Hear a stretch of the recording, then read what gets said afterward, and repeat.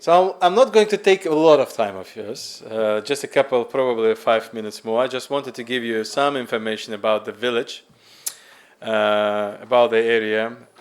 You can see, actually, the liberation was of this territory was made on October 2020, and straight after that, 1 year after, 6 months after the design for this village, we started to make the design of this village. Actually, start right after the liberation, I would say, in 2020, in October 2020, right after the liberation, the huge construction work started to become under the leadership of Mr. President Ilham Aliyev in every aspect. And most importantly was to build the roads, the electricity, and when the first time we came here, there was no electricity, there was no, actually, nothing was there. We were living here, I told to someone, we lived here in the camps, and we didn't have this great hotel, we didn't have this village, and we lived in the camps.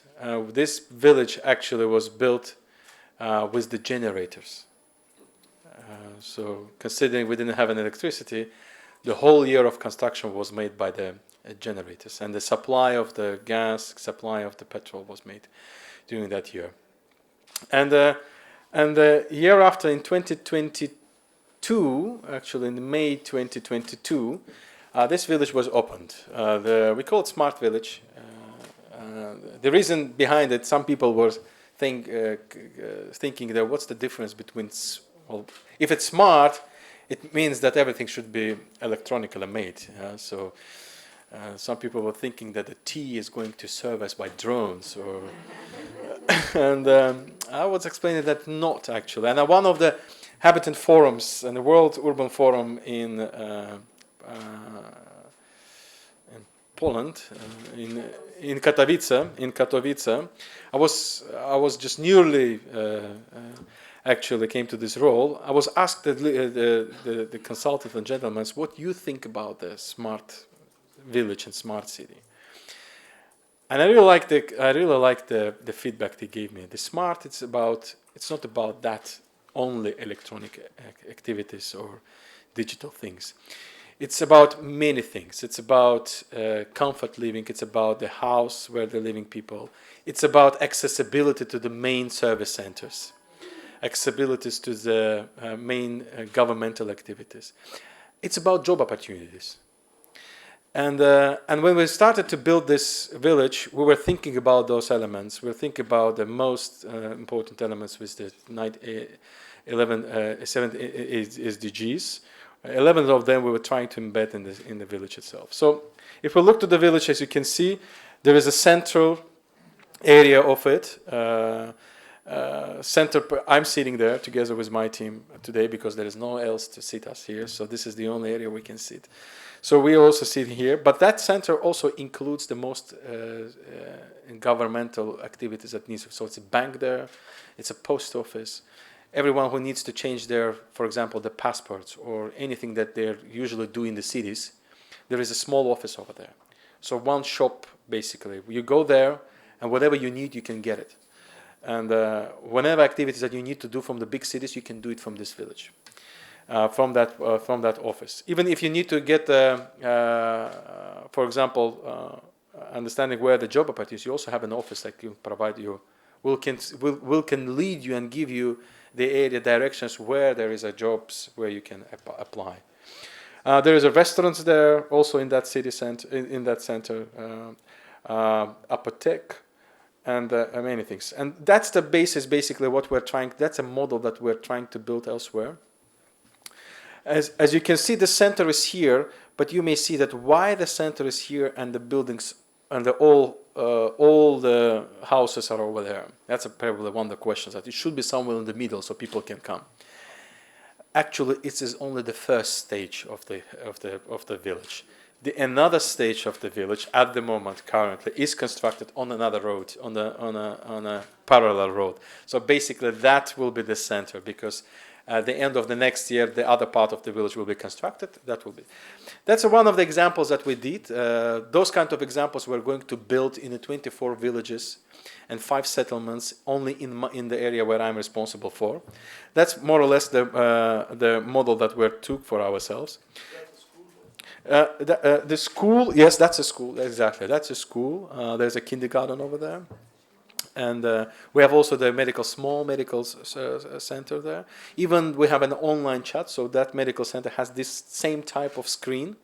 So basically, when they need to, for example, a more expert view from the city, from the big hospitals, they can connect online, and can connect online to the biggest hospitals, to the professors from different hospitals. Where are we now? We are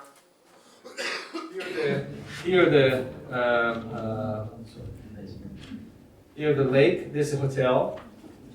This is the first part of the village that all been constructed. This is the second phase that we are under construction at the moment, and this is the center.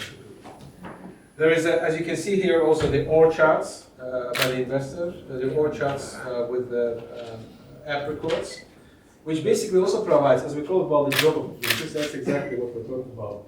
What we have around the village that will provide the people jobs and activities for them. We're also promoting the family farming, as I said. So every house has a plot of land, and they can use that land for their own purposes. There are some smart citizens that also are utilizing quite efficiently of that land. Sometimes they even go beyond that area to use more of that land to produce the products and then sell it. So this hotel will be basically buying the products from the citizens of those from the citizens of this area. So that's the roofs. As I said, the roofs. Most of the roofs, all of the roofs, has the heat collectors, which is basically enough for the family to have their shower. If they want to have more, obviously they can turn on the electricity and heat the water. And all of these areas, all of these buildings have the solar panels on top of it. As I said, there is a hydropower over here, which is on the lake. We will go outside the lake. You probably may see it's hydropower, which is located here, and that hydropower enough of energy which can supply the whole village, and the rest can be sold to the grid. So that's what I wanted to talk about the Aghali itself. There is also a land which is next to the village, and that land, in addition to that land is also can be used by the farm, by those who would like to farm, and they can produce anything.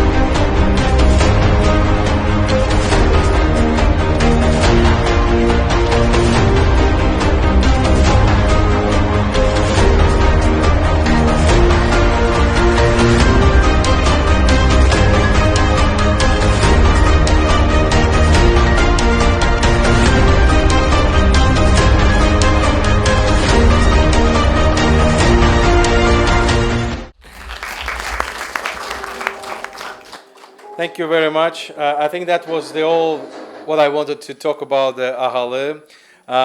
It's quite hot outside. We could able to go to the village itself, but I think it will be quite hot. But we will able to see it from the side. So thank you very much for your time. There will be cookies outside, which was prepared by our citizens. Yes, that's a question, I think. When you ask the people living in the village, how do they feel? Do they feel privileged? Do they feel part of an experiment? What is the feedback you get? Yeah, that's a good question. And so, first of all, the people that lives here are originally from this village. There is a village in the neighborhood like Mehmet Beyli, Ali Beyli, and others. Here in Aghali, this is the people that lives in Aghali only from the village of Aghali. Even from those people from Mehmet Beyli are not living here. So that's detached places here. So their emotional thing is here. Second thing is today these people who live in this village, they used to live in poor conditions because they live in the camps. They were displaced from here, and that's why they are living now. They lived in a very poor conditions. That's why the president said those who lived in the very poor conditions will live in the greater houses. There are people that from Aghali that has their good houses in Baku and so on. They're not. They can construct the houses themselves. But we are, as a government today, providing for those who really need it. So they do not feel themselves as experimental. They feel themselves because they are their home. Their home. Now we're talking about the feedback itself because, yes, we provided the home, the good infrastructure, the good services around it. Everything is around. The job opportunity is very important. What are going to do here? And that's why government provides quite a lot of incentives to the companies to making investments here. That's why, as you can see here, some of the companies, some of the areas where the people are working are the companies that made their investment. Here, the Dost Agro Park, for example, is the biggest beef production farm in Azerbaijan. Now they are investing in Azerbaijan. 7,500 Angus steaks, Angus beef is just next here. They are producing the beef here. Orchards, again, and different areas, And another thing that we believe, it's a family farming. I think it's the third time I talk about. We believe in the family farming as well because people can produce whatever they want in their own areas and they can sell, and we promote it. And today you're going to have a cookies. Basically, we bought those two cookies, but it is prepared by the citizens. So they know that there will be areas where they can sell their products. The hotel will be the area where they can sell the products. So why not to produce those products by themselves? So today we are witnessing the fact that they are quite happy living here in this area, and I covered the reason behind it. Thank you. Yeah, presumably, I mean, these were either the original inhabitants or the sons and daughters of these inhabitants who have come back here. Their skills are not necessarily the same what existed before. So are you going to arrange for example, I don't know, importing teachers and doctors and what else was not in the original mix of the resettled people? No, yeah, thank you, Dr. Ismail. For example, the teacher. We talk about the teachers here in the school. First, what we did before we relocated them, we started to find out who are the teachers now available in Baku from this village. We found out that 2-3 of them are okay, and they are eligible to move because there is a certain eligibility criteria, a very strict eligibility criteria, who are going to move here, because this is the government who basically paid for those houses. That's why there is a criteria who is going to get it. So we looked from that criteria, who are the teachers from that. We selected 1, 2, 3, but we knew that, okay, there are 5 more needs to come, and they came from a different area, from different villages and different areas. So there are certain capacities which we cannot find, for example, here, but the school need to work, hospital needs to work. We start to find it from this village, but if we can't, we bring it from different areas. Yeah. I wanted to ask about the mining issue. I know that you guys talk about how safe is for the farmers to extend their areas of crops. Yeah. So mine issues, unfortunately, it's again very challenging here in these territories, unfortunately. And I have to say that yesterday evening we have an incident in Jabrail, in Horovlu. One truck was put on the mine, which was basically 80 centimeters down on the knees. And unfortunately, the driver lost his leg. Unfortunately, this morning, And it doesn't happen frequently, but a bad day comes suddenly.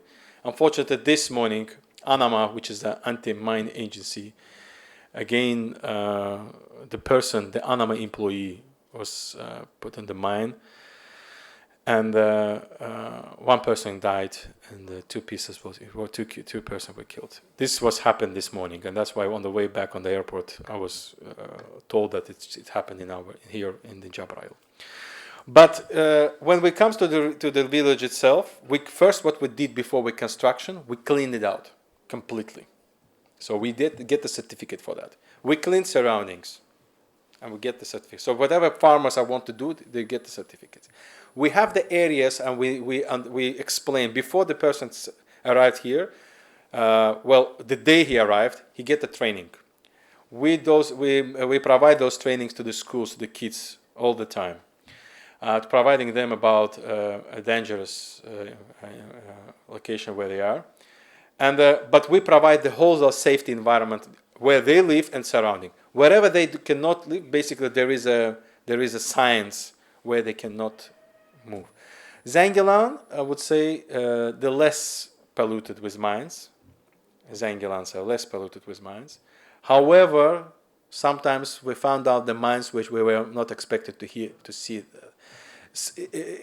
specifically on the border side, with the border with Armenia. But in Jabrail, there are certain areas in Jabrail where was the line of defense. That line of defense, of course, is polluted with the mines quite heavily, and people knows that they cannot enter into that territories.